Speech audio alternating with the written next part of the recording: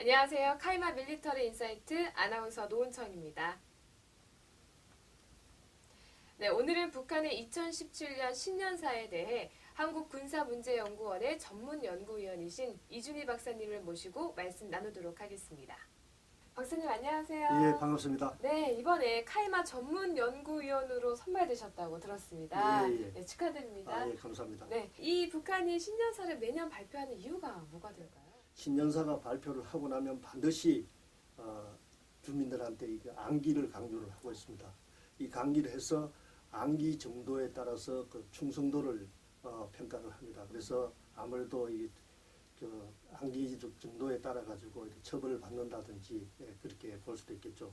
그 다음에는 이제 이게 결국 신년사라는 것 자체도 그 공산주의 언론의 속성이기 때문에 상징 조작, 그래서 쉽게 해서 어떤 김정은의 어떤 이미지 조작을 통해서 우상화하려는 그런 측면에서 신년사를 이렇게 이용하고 있다고 이렇게 볼 수가 있겠습니다.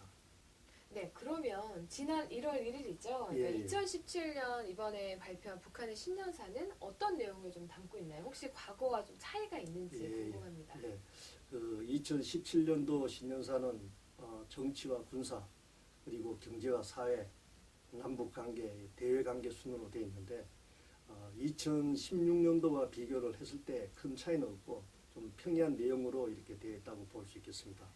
네, 그렇군요. 근데 박사님 사실 이 북한의 신년사에 대해서 분석을 일부 매체에서는 굉장히 일반적인 분석을 사실 하고 있습니다. 예, 예. 근데 저희는 또 특별하니까 예. 특히 군사적인 관점에서는 이걸 분석한다면 어떻게 보시겠습니까? 예. 네. 첫 번째는 절대로 북한이 핵 개발을 포기하지 않는다. 그리고 대남 도발 의지가 분명하다는 것이 북한 신년사를 통해서 제가 알 수가 있었습니다. 그 북한 신년사 내용 중에서 동방의 핵 강국 그리고 군사 강국으로 솟구쳐 올랐다는 이런 표현을 쓰고 있습니다. 이것은 보면은 북한이 핵 개발을 최대의 치적으로 여기고 그리고 자부심을 크게 가지고 있는 것으로 봐서 북한이 절대로 핵 개발을 포기하지 않는 거로 그렇게 느껴집니다. 그 다음에는 이제 한미 군사 훈련이 중단되지 않는 한 핵무력 증강을 계속하겠다고 합니다. 그렇지만 저희도 한미 군사 훈련을 계속 해야 되는 그런 입장이기 때문에 북한이 절대로 이제 핵을 포기하지 않을 것으로 보고 있고요. 그 다음에 이제 두 번째는 북한의 남북 관계 개선 의지가 진정성이 있느냐 이런 측면에서 저는 봤는데요. 뭐냐면은 이제 마찬가지로 이 신년사 내용 중에서 이 북남 관계 개선을 온결의 어떤 절박한 요구 이런 표현을 쓰고 있습니다. 이 표현을 보면은 마치 우리가 조금만 거기에 호응을 하면은 남북 관계가 큰 변화가 올 것처럼 이렇게 보여지는데 실제적으로 우리가 2016년도 신년사에서 이 같은 표현을 해서 저도 신년사를 연구하는 사람 입장으로서 이제 2016년도 작년입니다. 큰 변화가 오겠구나 이런 생각을 했는데 불과 5일 뒤에 북한이 제4차 핵실험을 했습니다. 이런 거로 봐서 북한이 핵 개발을 포기하겠다 그리고 남북관계 개선을 하겠다는 그런 진정성은 참 믿기가 어려운 사항이고요. 그 다음에 이제 그 세 번째는 북한의 이중적인 속성에 대해서 참 우리가 현혹되지 않아야 되겠다고 이렇게 말씀드리고 싶습니다.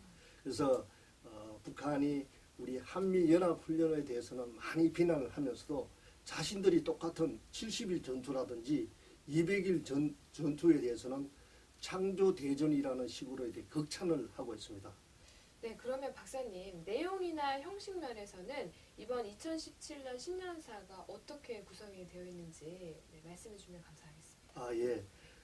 그 신년사의 그 특성이라고 보면은 발표 형식과 그 다음에 발표 내용적인 측면에서 특성을 살펴볼 수가 있겠습니다. 먼저 발표 형식을 보면 종전에는 이제 김정일 때는 그 서면식으로 신년사가 발표가 되었습니다.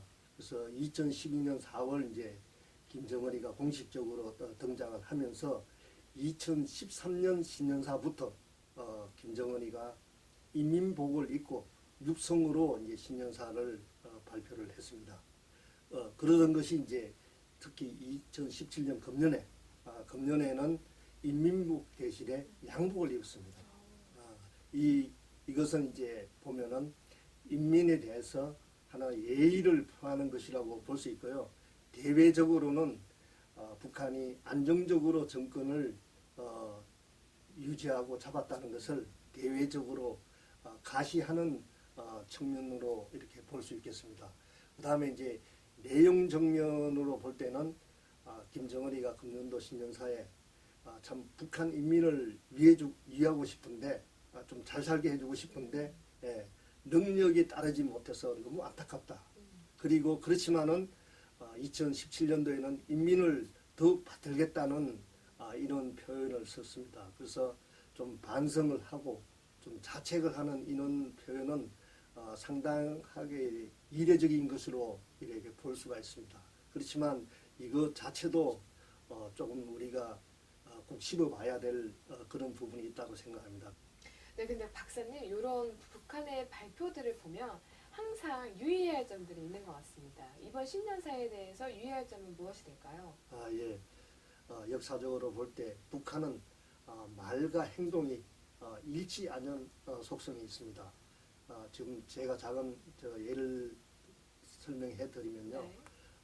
2015년, 16년 이렇게 마찬가지로 북한이 남북 관계에 대해서 평화를 이렇게 주장하면서도 실제적으로 보면 2014년도에 중단거리 미사일을 한 19차례 발사를 했고요.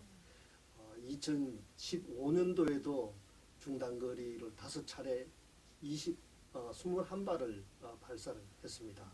그리고 바로 지난해 2016년도에는 2차례에 걸쳐 핵실험을 했고요. 이런 것을 보더라도 우리가 단순히 요구만 가지고 북한을 변화상을 이렇게 이야기할 수 없는 거고요. 그 다음에는 이제 우리가 사용하는 단어도 예를 들자면 평화라는 단어를 보더라도 네. 우리식으로 보면은 전쟁이 없는 그걸 갖다가 이제 평화라고 이렇게 이야기를 할 수 있는데 이 북한식으로 보면은 그 앞에 반드시 전제 조건이 있습니다. 쉽게 얘기해서 평화를 하려면은 그 자본주의를 말살을 해야 평화가 온다는 식으로 그 앞에 반드시 전제 조건이 붙는 게 조금 특징이라고 이렇게 볼 수 있고요. 그렇기 때문에 이제 뭐 인민을 위한다든지 어떤 인민들을 잘 살게 해주겠다는 이런 의례적인 그런 표현에 대해서는 우리가 그다른 의미를 부여할 필요가 없다는 것이 바로 북한 신년사 분석의 어떤 유의할 점이 아닌가 이렇게 생각을 해봅니다. 네. 그럼 박사님 이번 신년사를 통해서 앞으로 이 2017년의 남북의 관계는 어떻게 될 것인지 전망을 한번 부탁드립니다. 예. 그 미국의 트럼프가 미국의 새로운 대통령으로 당선되면서 북한 핵개발 그 저지를 최우선적인 과제로 선정을 했습니다.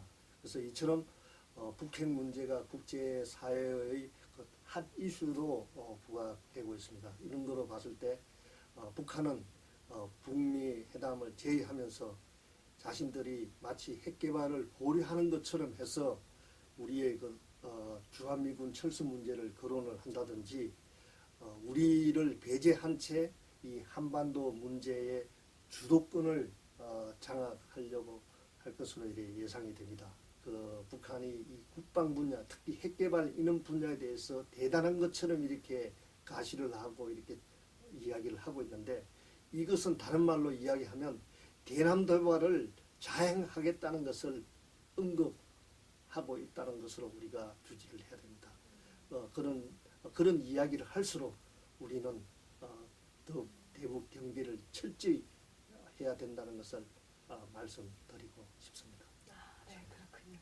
박사님 그 군사적 관점으로 이번 2017년 북한의 신년사를 굉장히 잘 말씀을 해주신 것 같습니다.